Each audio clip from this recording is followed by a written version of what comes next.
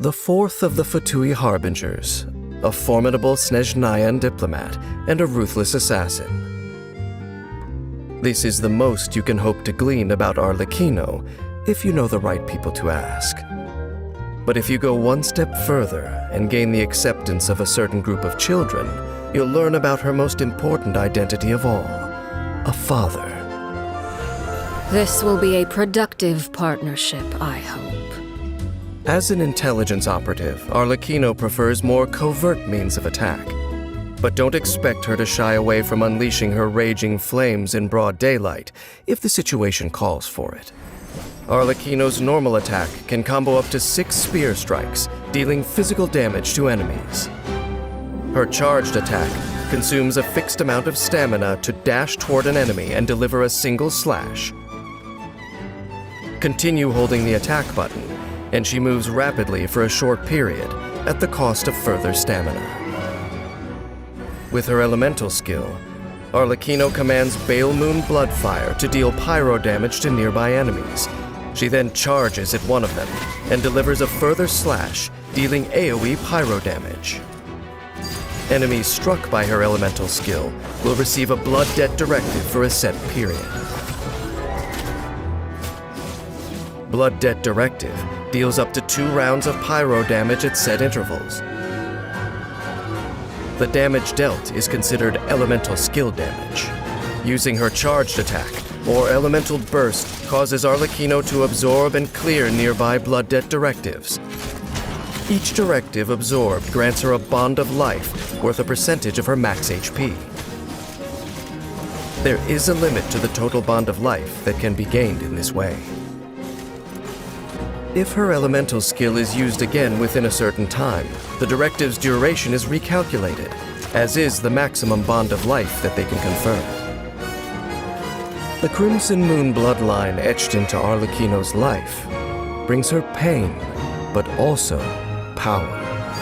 When her bond of life is greater than or equal to a certain percentage of her HP, she enters the Mask of the Red Death state, converting her normal, charged, and plunging attack damage into pyro damage that cannot be overridden.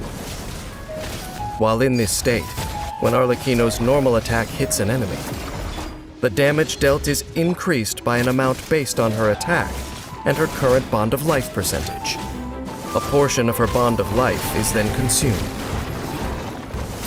Consuming bond of life in this way shortens the cooldown of her elemental skill, All is Ash. After unlocking the talent Agony Alone May Be Repaid, when Arlecchino's elemental skill applies a Blood Debt directive to an enemy, it is upgraded after a period of time to Blood Debt Due, which grants her more bond of life when absorbed. Additionally, defeating enemies with Blood Debt directives will grant her a large amount of bond of life.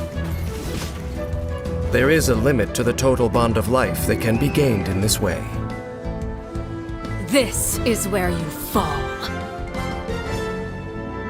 Arlecchino's elemental burst unleashes wings of Bale Moon Bloodfire, dealing AoE pyro damage, clearing her elemental skill's cooldown, and restoring her HP based on her attack and her bond of life value.